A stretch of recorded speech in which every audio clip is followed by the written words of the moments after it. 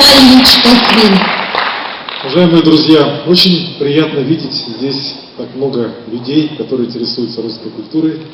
И это очень хорошо, что у нас русская культура, она движется вперед, но мы должны знать и наши традиции. Спасибо Сергею Самоновичу, который возглавляет общество русской культуры в городе Ижевске и, наверное, и в республике тоже, да? Да, в Удмуртии. Город Ижевск и город Сарапул, мне кажется, очень связаны.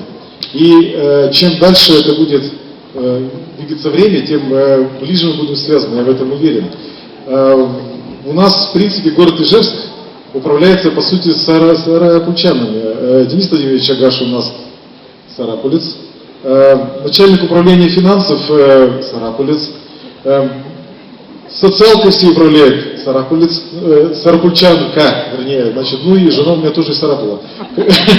Поэтому у нас, конечно, очень такие связи с городом Сарапулом. Город Сарапул прекрасен. Сейчас мы увидим творческие коллективы из города Сарапул, которые мы готовы приглашать на День города, на наши праздники городские.